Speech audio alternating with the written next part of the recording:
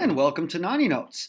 Hey, we're doing something a little bit different here. Those of you who have followed or use Naughty Notes know that we follow this textbook, the McDougal Littel textbook for high school geometry. Well, and if you don't know, we're up here in sunny Anchorage, Alaska. This or a couple of these videos are going to be dedicated to iSchool. Well, see, the chapters and numbers don't match our textbook. This is our replacement curriculum for the COVID-19 pandemic. So, yeah, the order is a little different, and I'm going to try to correlate it to your textbook. That'll help you out a little bit. We're going to start in section 10.1. This is all about circles, definitions. The 10.1 is from the McDougal Littel, and I'm just going to draw a few things. I'm going to draw a circle. If you're in my class, we've already done this in the Sketchpad lab, and we'll be using Sketchpad as our preferred delivery vehicle. So let's go ahead. I got this. You all know what that is. That's the rascally radius. Gosh, doesn't take too much to see that. But a couple other words here. I'm going to draw this. I'm going to draw a segment like that. Now that segment is, of course, a chord. It is a segment that has its endpoints on the circle. Well, let's suppose it doesn't end on the circle. Let's suppose it, let's make that a little bigger. See, that's still a chord. How about if I take a line? I've got a line tool here that I made. How about this one? Yeah, that's a little better, a little longer. I'm going to draw a line like this. See, now that's a line that goes through the circle, in two places. That is going to be known as a secant. Notice that that secant contains a chord. That would be the piece that's on the inside. And of course, if a chord passes through the center, it becomes a, yes, you guessed it, diameter. Now, if you're following your P's and Q's, that means that a diameter is a chord. But a chord is not a diameter because it's not 100% of the times. Then we had the tangent thing. Now, if we drew a line and we just touched in one place, that would be a tangent. But if we construct it, watch this. I'm going to select this point and this one. I'm going to construct a perpendicular line.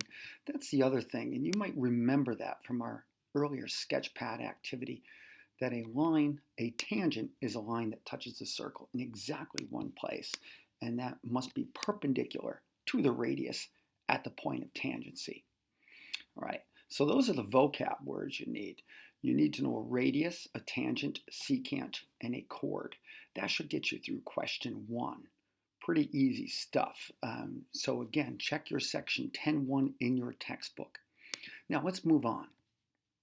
Okay. Oh boy, we've got some vocabulary to introduce here before we can answer this question. First off, I've got a circle here, and I've got an arc. BC, this red thing is an arc, and I'm going to tell you it is a minor arc, and that's because it's the short way around. If I was traveling around, I want to go from B to C, I can go the short way, or I can go the long way. Now, if you're into a long distance touring, that means that is the major arc. That means you're going around the other way. BC, and you'll note it, BDC. That means you're going from B to C, passing through D. And you will see that the designation has the 3 letters other than the 2. We are always going to assume the minor arc with 2 letters. It just makes sense. Which way would you go? I'm going to move this out of the way because we don't really use the major arc all that much. You got to know that it's there. But almost every theorem we've got is written for the minor. Now, let's take this. Again, vocabulary. We're going to go chop like that. I'm going to draw a ray from A through B. It slices through here. It slices through that. And that means that this is going to be called the intercepted arc. Is that what I've already got? BC is the intercepted arc. And that means an angle A, since A is in the center of the circle, A is a central angle. Now, one of the most fundamental things we can do here, watch this, we'll use Sketchpad here. I'm going to measure angle A, also known as angle BAC or CAB. Measure angle. And it comes up over there. And I can make that, now let's make that text a little bit bigger so we can see it. And I'm going to measure this arc. Measure arc angle. And you're going to see that the size of this arc, the measure of CB, is exactly the same. Let's change it up. And as we change, that's distracting. Let's put it like that. And you can see those numbers. They relate to each other. Notice it doesn't matter how big the circle is. Now you're saying, well, how can that be? Well, this is arc angle. That says that is the percentage. That's what fractional part of the circle. Roughly 73/360ths of the circle. Now, if I measure this, and it's a topic for another time, arc length will be different. That's going to tell you exactly how much string it would take to wrap around there.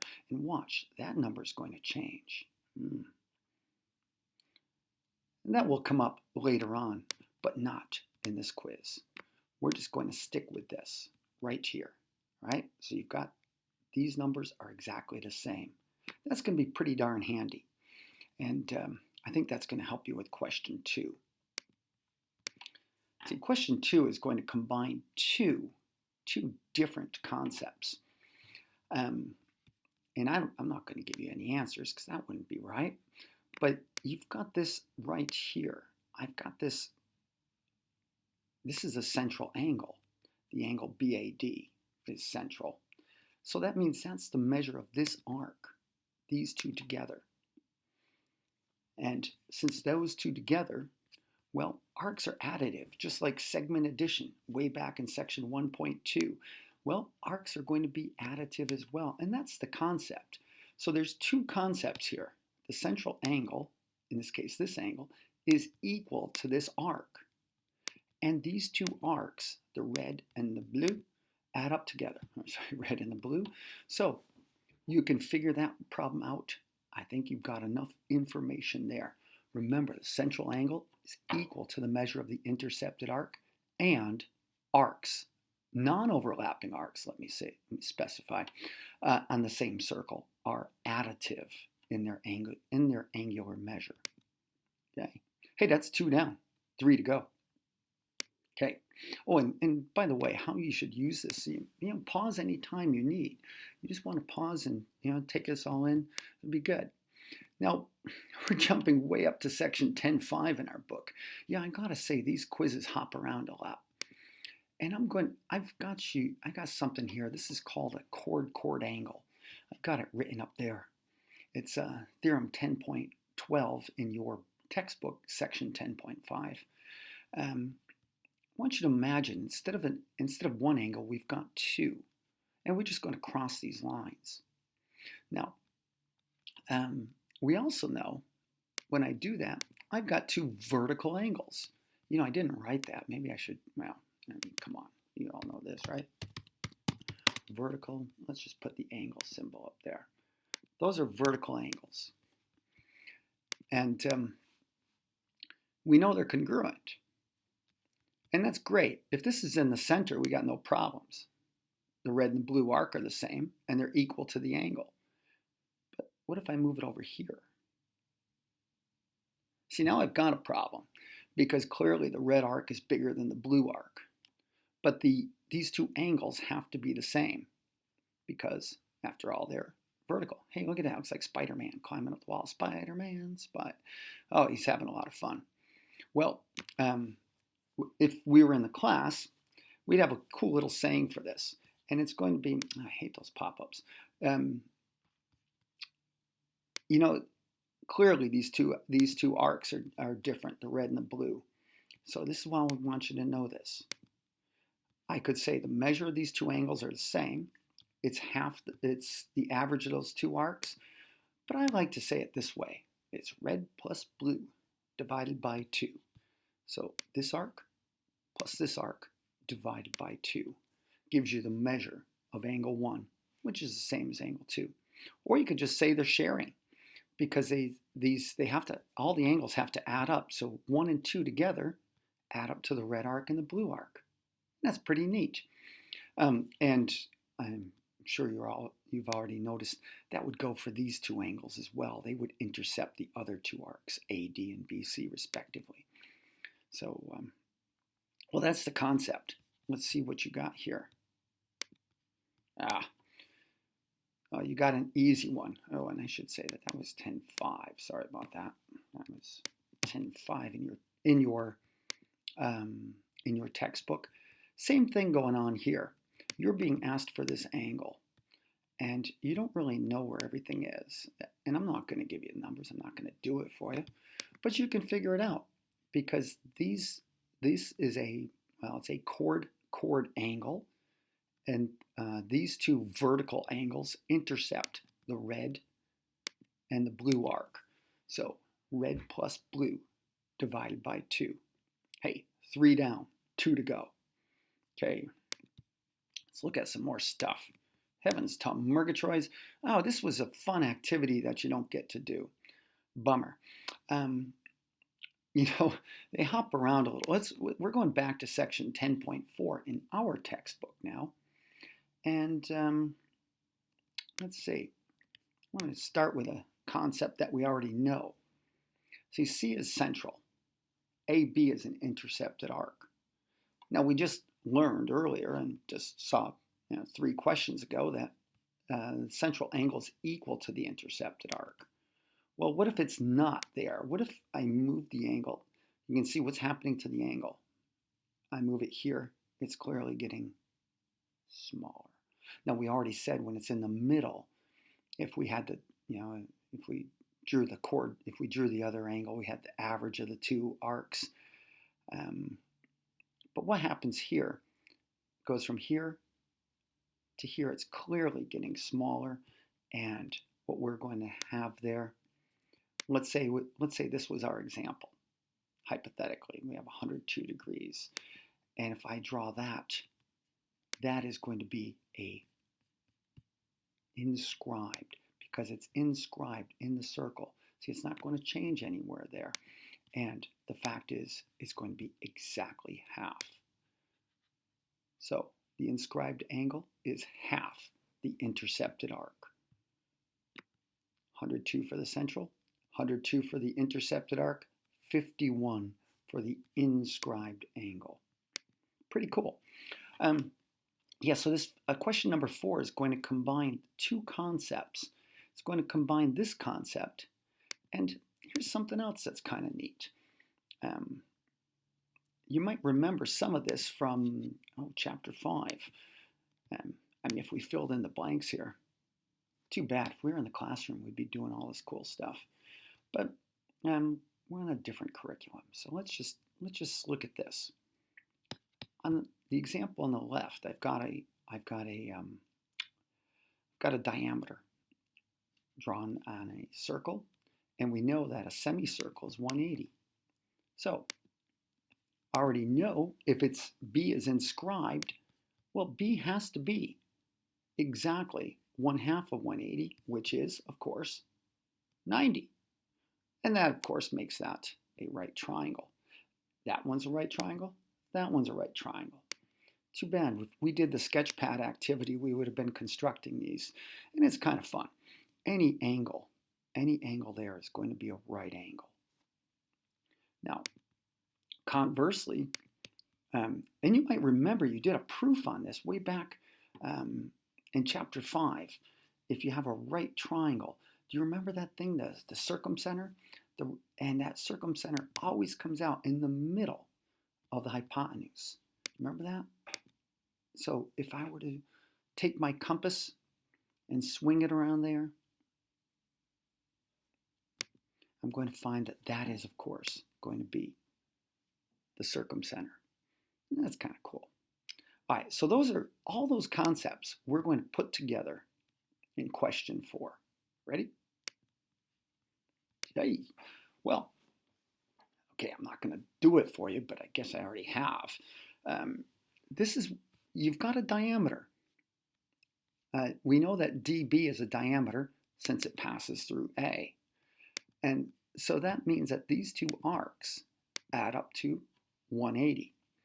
And we know that the red angle, angle B, intercepts the red arc, DC, and this angle, angle D, intercepts the blue arc. And I think you can figure that out. Now there's another cool way of looking at this is saying that this arc, and this arc all have to add up to 360. It's a circle. And you know the angles of the triangle have to add up to 180, exactly 1/2. And that may help you visualize that. Now, what they did not ask for was about this, and we know that clearly this is going to be the right angle. And we also know, therefore, that the red and the blue angle, as I've colored them, are going to be complementary. So use that to figure out the measure of that red angle. I think that's what they're asking there. Okay. Hey, we're almost done. One more. Ay, heavens to Murgatroyds. This, the tangent, it's a shame that they jump right to this, but there are three different cases when I have an exterior angle. We have secants, tangents, secant, tangent, and the tangent angle theorem. This one is interesting, and instead of giving you the answer, I want to show you a little proof here. I want you to follow with this. This is fun. Now, let's first define. These are tangent segments because, of course, tangents align, and they form an angle here at angle A. And there's a relationship here. I showed you, if you're following the curriculum, the normal way it's taught, you'd say, all right, this always works. Red minus blue divided by 2 is the measure of that angle. Okay? Now, in every time there's 2 intercepted arcs. There's the near one and there's the far one. Now, in the case of tangent, these two have to add up to 360. So watch this. This is really cool. If this is x, how much is red? Well, 360 minus x. Of course it is. So now I'm going to do a substitution. Right? So I'm going to put in that expression for the major arc. So it's a major arc minus the minor arc divided by 2. Okay? Now let's simplify this.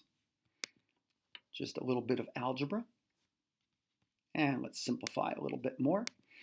And in this case, all I'm doing is I'm just dividing. I can divide this by 2.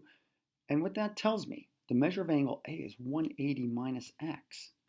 Wow.